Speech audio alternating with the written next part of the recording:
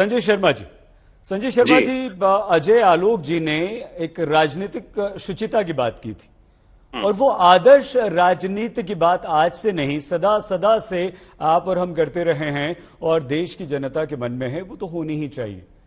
लेकिन ये जो एसएससी घोटाला हुआ है इस वक्त, इसमें Sanjay ji group C group D के कर्मचारी हैं स्कूलों में, इसमें टीचर्स हैं और ये भी आम लोग हैं, ये भी गरीब लोग हैं। और फिर से वो जयंतो दा की बात की एक परसेप्शन, जब नोटों का ढेर हम देखते हैं, नोटों का पहाड़ देखते हैं, तो फिर देश के आम इंसान को ये लगता है कि हमारे पास सैकड़ों रुपया, हजारों रुपया नहीं है, लाखों रुपया बहुत दूर की बात, करोड़ों तो सपने में भी हम नहीं सोचते हैं। ताउम्र आपको लगता है ईमानदारी से संजय जी कि इससे आपकी सरकार ममता बनर्जी की छवि को नुकसान पहुंचा है?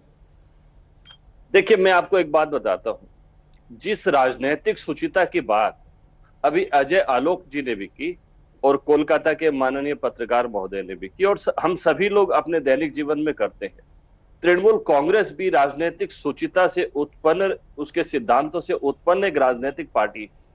भ्रष्टाचार से हमारा कोई लेना देना किसी भी प्रकार का नहीं रहा है और ये एक प्रकरण उपलब्ध हो गया, सामने आ गया है। और इसमें भी मैं आपके सामने कह दूं, पिछले 2 महीनों से पार्थो चट्टोपाध्याय जी से विभिन्न कोर्ट का एक फैसला था, सीबीआई इंक्वायरी होगी, ईडी ने भी पूछताछ के लिए बुलवाया था, ऐसी काफी सारी पूछताछ वगैरह इनसे हुई थी। हमने महाराष्ट्र में हमने क्या देखा, कुछ लोगों को जिनको ईडी पूछ लेती है, ईडी बुला लेती है, वो बाद में बीजेपी में चले जाते हैं, वो ठीक हो जाते हैं। यहां भी कहीं ऐसी तो कोई बात नहीं है कि आप बीजेपी में आ जाइए आप ठीक हो जाएंगे, ऐसी। और भारतीय जनता पार्टी अपने राजनीतिक विरोधियों के प्रति दुर्भिसंधिमूलक षड्यंत्रों को करने में महारत हासिल रखने वाली पार्टी है। हमें इस बात को भी हम नजरअंदाज नहीं कर सकते। लेकिन यह तय मानिए और यह निश्चित है कि तृणमूल कांग्रेस किसी भी प्रकार के भ्रष्टाचार के कामों से बहुत दूर रहती है और भ्रष्टाचार करने वालों के खिलाफ कड़ी कार्रवाई करने को हमेशा तत्पर रहती है। हम भी स्थिति पर नजर रखे हुए हैं, न्यायालय का जो भी उचित फैसला आएगा और जब ये हो जाएगा कि नहीं, इसमें जो बातें ईडी कह रही है वो बातें सब सही है, हम उचित निर्णय लेंगे। हम किसी भी प्रकार के भ्रष्टाचार से कभी किसी भी प्रकार का समझौता करने वाले लोग कतई नहीं है। ठीक है, दिलीप घोष जी, दिलीप जी, दो बातें। एक बार फिर से अजय आलोक जी की बात आपको याद दिलाते हुए कि अर्पिता जो है वो तो पैसे रखने का उनके घर को इस्तेमाल कर लिया गया, असली लोग तो कुछ और हैं, बड़ी मछलियां तो कुछ और हैं। और लॉकेट चटर्जी आपकी एक और नेता कहती हैं कि ये जो मंत्री हैं पार्था चटर्जी वो तो छोटे हैं, असली कोई और है। अंसारी जी, मैं एक बात आपके माध्यम से दिलीप दा से पूछना चाहूंगा। पूछ लीजिए, चलिए, क्योंकि दिलीप दा का ही नंबर है। अभी कुछ महीनों पहले भाजपा के एक नेता, पूर्व राज्यपाल भी हैं, उन्होंने ट्वीट करके कहा था कि बंगाल भाजपा कामिनी और कंचन के किनारे बैठी हुई, बंगाली में उन्होंने ट्वीट किया था। उस ट्वीट का कोई संज्ञान क्या भारतीय जनता पार्टी ने कभी लिया था, या उस समय कोई एजेंसी ने स्वतः संज्ञान लेकर कोई मामला किया था, या इस पर उनकी क्या राय है, जरा बताएं। ठीक है। और दिलीप जी जो सवाल हम आपसे पूछना चाह रहे थे, क्या आपको लगता है कि ये अर्पिता से आगे का मामला है? और अगर वो इशारा है आपका, बीजेपी का, आपके नेताओं का, क्या आपका भी इशारा वही है? किस तरफ इशारा कर रहे हैं आप? क्या आपको लगता है कि इसमें टीएमसी के बड़े नेता या सरकार में शामिल कुछ और बड़े मंत्री भी शामिल हैं?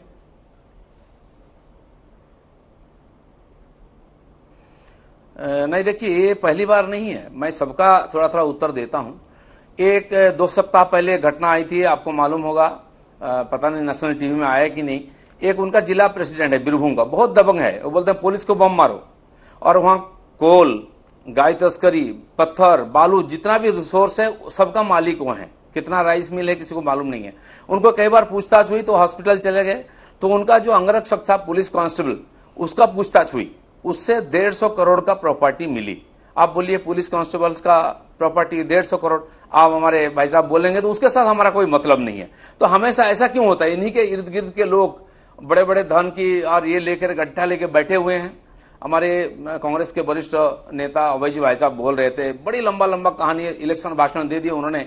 ये जो लंबा घोटाला बोला आपने, जिन लोगों का नाम ले, ये क्या अभी पैदा हुई है ना अभी देश छोड़ के गए? नहीं, सब संजय जी बोल बोल लेने चिंता दीजिए, करना ना, ये तो प्लीज, आपने प्लीज बोल लेने दीजिए प्लीज। देखो हाँ, अभी जी आप ही का नंबर है इसके बाद। अभय जी भाई साहब ने बोला जो नाम, ये क्या अभी देश छोड़कर गए ना कि ये आया अभी? ये आप लोग सरकार में रहते हुए 8 साल पहले किसके ऊपर व्यवस्था की है, किसको जेल भेजे, कितनी की हुई? और जिसका कहीं नाम नहीं है, माननीय अमित शाह, माननीय मोदी जी को घसीट करके गुजरात से बॉम्बे हाईकोर्ट ले गए थे। आज उन लोग बरी होकर आए ससम्मान, आज भी सुप्रीम कोर्ट उनको बरी कर रही है। तो जो दोषी है उस पर हाथ नहीं लगाएंगे, आप दूसरी तरफ उंगली उठाएंगे।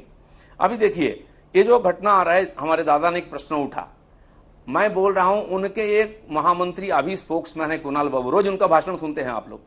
वो जब उनको उनका सरकार ने अरेस्ट किया था, उस समय एमपी थे राज्यसभा के, और वहां रोज जब निकलते थे कस्टडी से तब क्या क्या डायलॉग देते थे आप देख लीजिए। सोशल मीडिया में, टीवी में चल रहा है, ममता बनर्जी के बारे में क्या क्या शब्दों प्रयोग किया, डाकात रानी, ये वो क्या किया।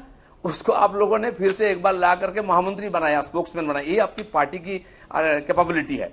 दूसरा है, ममता बनर्जी किसी को निकालेंगे नहीं। मैंने कुणाल बाबू का बोला, वो एमपी रहते समय जेल में रहे साल से ज्यादा, 2 साल 3 साल, अभी भी पार्टी में है। उनका मदन मित्र है, उन्होंने उनको अरेस्ट किया था, मंत्री था, वो रिजाइन नहीं किया, 1-1.5 साल जेल में थे।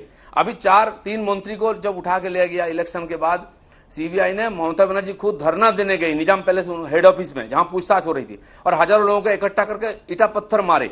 इसके पहले जो 3 एमपी को ले गए थे शारदा केस में, वहां कटक में, भुवनेश्वर में, ममता बनर्जी के सारे मंत्री मॉब को नेतृत्व देकर मेरे घर में पथराव किए, तोड़े, हमारे सारे ऑफिस का ऊपर अटैक किए। तो वो मानने वाले नहीं है। परसों भी उन्हें आंख दिखा रहे थे कि देख लेंगे, कर लेंगे। आज थोड़ा सा नरम पड़े, क्योंकि इतनी बड़ी गट्टा मिल गया तो कैसे मना करेंगे। आप बोल रहे हैं उससे कन्नी काट रहे हैं, ऐसा नहीं होता है। पब्लिक इतना बेवकूफ नहीं। मेरे ऊपर जितना कोर्ट है बंगाल में सब जगह केस है, मैं एक पैसा कहीं से नहीं लिया, एक थप्पड़ मारा, बोलिए पब्लिक बोलेगा। और हमारे 42,000 केसेस 2-3 लाख लोगों का ऊपर है। क्यों? हम इसका विरोध करते आए हैं पिछले कई साल से, इसका परिणाम है। और जो अच्छे लड़के पास किए हुए हैं वो रास्ता में 5 साल से धरना दे रहे हैं, क्योंकि उनका नौकरी नहीं हुआ, पास किया हुआ। जिसका नाम आपने उल्लेख किया और वो अपने दादा ने उल्लेख किया, जिसका कहीं लिस्ट में नाम नहीं था, उनका पिताजी फॉरवर्ड ब्लॉक के एमएलए थे, जैसा कि टीएमसी ज्वाइन किया उसका 1 नंबर में नाम आ गया। चलो कोर्ट ने उसका नकार दिया, विथ इंटरेस्ट सारा पैसा वसूली भी किया है। ऐसा कितना लिस्ट पार्थिव घर का मिला है, उसका सारा छानबीन होगा और इनकी सारी जवाब का उत्तर मिल जाएगा। दादा दिलीप जी बहुत धन्यवाद।